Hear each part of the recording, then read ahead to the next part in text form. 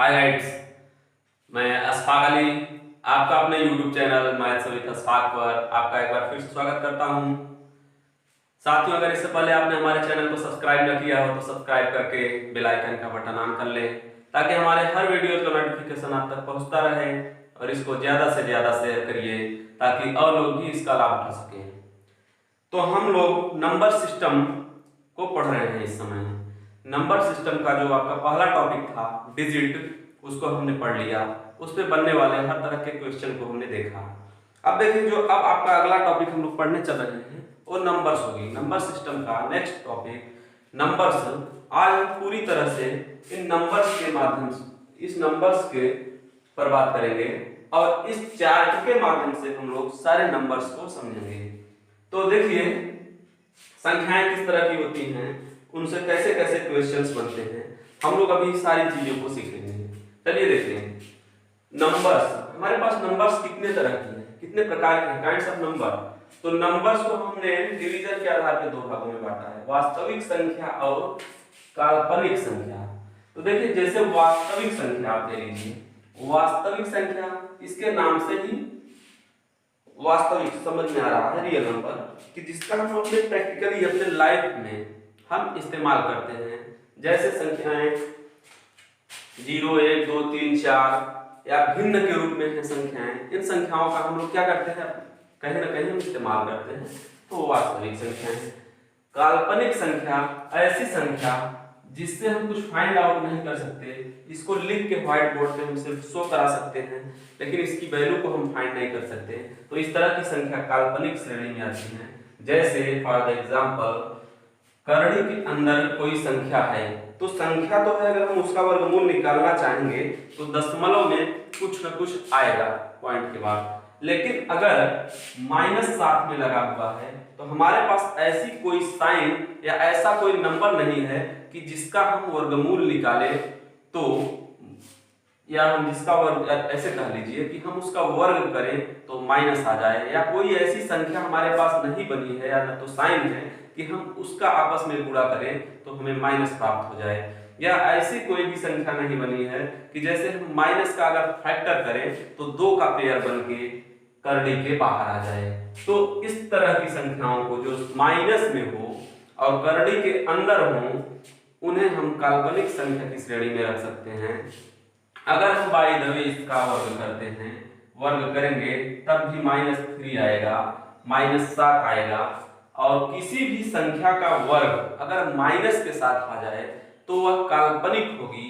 क्योंकि माइनस के साथ वर्ग तो आ गया लेकिन हमारे पास ऐसी कोई नंबर नहीं है। हमने फिर वही बात दोहराई कि अगर हमारे पास कोई ऐसी नंबर नहीं है कि अगर हम उसका वर्गमूल निकालें, जैसे अगर प्लस में होता, अगर हम वर्गमूल निकालते तो प्लस का वर्गमूल माइनस हो जाता, क्योंकि माइनस इंटू माइनस बराबर प्लस होता है। लेकिन ऐसी कोई साइन नहीं है हमारे पास कि उसका आपस में गुणा किया जाए और माइनस हो जाए। तो इसलिए माइनस के साथ अगर करड़ी में कोई संख्या है तो वह किसमें आएगी, काल्पनिक संख्या की श्रेणी में आएगी। अब बात करते हैं हम लोग वास्तविक संख्या क्या है। तो वास्तविक संख्या, जैसे हमने कहा, इस ऐसी संख्या जिसका हम अपने प्रैक्टिकली लाइफ में हम लोग यूज करते हैं। जैसे एग्जांपल के तौर पे आप ले सकते हैं 0, माइनस से भी लेते हैं, -1, -2, 0 ले लिया, 1, 2 को ले लिया, 1/2 को भी ले लिया। उसी में कुछ सिंबल वगैरह भी है, पाई, ये सभी क्या है, ये सभी वास्तविक संख्याएं हैं। हम लोग कहीं ना कहीं इनका उपयोग अपने मैथमेटिक्स में करते हैं। अब देखिए, बात आती है वास्तविक संख्या। तो क्या सभी वास्तविक संख्याएं, अब देखिए वास्तविक संख्या को भी दो भागों में बांट दिया गया, परिमेय, अपरिमेय। हम अभी इन सभी संख्याओं को डिटेल से पढ़ेंगे, तो इसको हम हटाते हैं यहाँ से। तो वास्तविक संख्या को भी हमने दो भागों में बांट दिया, परिमेय संख्या और अपरिमेय संख्या। तो देखिए, परिमेय संख्या क्या है, परिमेय रेशनल नंबर। परिमेय संख्या वे संख्याएं, परिमेय संख्या के अंतर्गत आपका पूर्णांक, इंटीजर्स और भिन्न आती हैं। तो परिमेय संख्या में सभी तरह की संख्याएं और जो भिन्न होती हैं, फ्रैक्शंस होते हैं, वो सभी परिमेय की श्रेणी में आते हैं। अब जैसे परिमेय का हिस्सा परिमेय के अंतर्गत ही हम लोग पढ़ेंगे इंटीजर्स, पूर्णांक, अंकों में पूर्ण हो चाहे निगेटिव हो पॉजिटिव हो जीरो, ये सभी सारी संख्याएं परिमेय के अंतर्गत आती हैं। और भिन्न भी है जो बटे के रूप में है, जिसे हम P/Q के रूप में लिख सकें, वो सभी संख्याएं भी परिमेय की श्रेणी में आती हैं। अब बात आती है अपरिमेय क्या है। तो अपरिमेय जिसे हम P/Q के रूप में न लिख सके या कोई ऐसी संख्या हो जिसका वर्गमूल एक पूर्ण संख्या न हो और वह करड़ी के अंदर कैद हो, तो उस तरह की संख्या को भी हम इर्रेशनल या अपरिमेय संख्या कहते हैं। और फिर तीसरा आता है सभी तरह के प्रतीक या सिंबल जिसको हम अपने गणित में इस्तेमाल करते हैं, जिनका एक मानक मान है, जिसको मान लिया गया है, वो एक्चुअल वैल्यू हमें नहीं देती, लेकिन फिर भी हम उसको मान के अपने मैथ में उसका इस्तेमाल करते हैं। जैसे पाई को हमने हमेशा 22/7 का मान लिया है, एक्चुअली यह 22/7 माना हुआ मान है, नियरेस्ट मान है, अप्रॉक्स मान कर सकते हैं, एक एग्जैक्ट वैल्यू नहीं है, लेकिन हम मान के लगाते हैं। तो इस तरह के जो प्रतीक होते हैं हम लोग इस्तेमाल करते हैं, वो सभी भी किसके अंतर्गत आते हैं? सभी प्रतीक अपरिमेय संख्या की श्रेणी में आते हैं। ऐसी संख्या जिसका वर्गमूल पूर्ण संख्या ना हो तथा वे करड़ी के अंदर हो, जैसे एग्जांपल के तौर पे हमने करड़ी में 7, करड़ी में 12, करड़ी में 18 को ले लिया। ऐसी ही बहुत सारी संख्याएं हैं जिनका कि अगर हम वर्गमूल निकालेंगे तो कंप्लीट एक पूर्ण संख्या हमें नहीं देंगी, बल्कि दशमलव में या कुछ करड़ी के अंदर कुछ करड़ी के बाहर रह जाएंगी। तो इस तरह की संख्या भी हमारी अपरिमेय की श्रेणी में आती है, और जिन्हें हम P/Q के रूप में न लिख सके वो भी हमारी अपरिमेय संख्या होती है।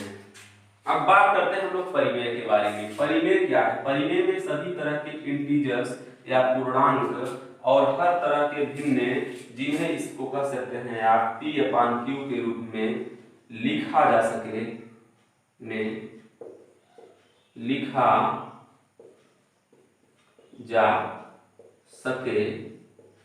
और Q not is equal to 0, Q 0 के बराबर न हो, तो वो सभी भिन्न भी परिमेय की श्रेणी में आती हैं।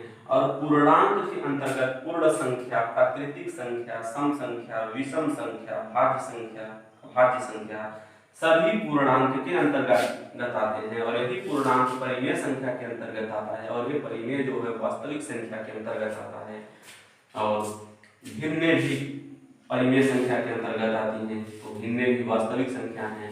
और अपरिमेय जो है वास्तविक संख्या है, लेकिन देखिए परिमेय से इसका कोई नाता नहीं है। परिमेय की इस तरफ आ गया, अपरिमेय इस तरफ आ गया।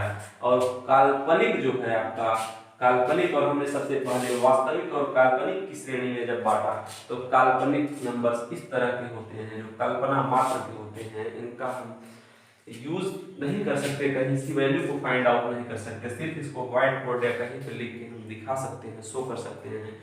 तो इसका आप लोग स्क्रीनशॉट ले लीजिए। फिर हम लोग बात करेंगे इंटीजर्स, इसी को उठाएंगे और इस पर डिटेल से चर्चा करेंगे और देखेंगे कि ये सभी संख्याएं कैसे परिमेय की श्रेणी में आ रही हैं, ठीक, और ये भी संख्या कैसे परिमेय की श्रेणी में आ रही है। अब देखिए, अब आप अपरिमेय की श्रेणी में इस लाइन के नीचे इससे जुड़ा हुआ जो भी है अपरिमेय है। सभी अपरिमेय संख्याएं देखिए वास्तविक कह सकते हैं, लेकिन सभी वास्तविक संख्याएं अपरिमेय या परिमेय नहीं है, क्योंकि कुछ वास्तविक संख्याएं परिमेय भी हैं और कुछ वास्तविक संख्याएं अपरिमेय भी हैं, ठीक। और सभी अपरिमेय संख्या वास्तविक हैं, सभी परिमेय संख्या वास्तविक हैं, लेकिन सभी वास्तविक संख्याएं कह दिया जाए परिमेय हैं या अपरिमेय हैं, तो ऐसा कहना गलत होगा, क्योंकि कुछ संख्याएं अपरिमेय भी हैं और कुछ संख्याएं परिमेय भी हैं। तो इसका आप लोग स्क्रीनशॉट ले लीजिए।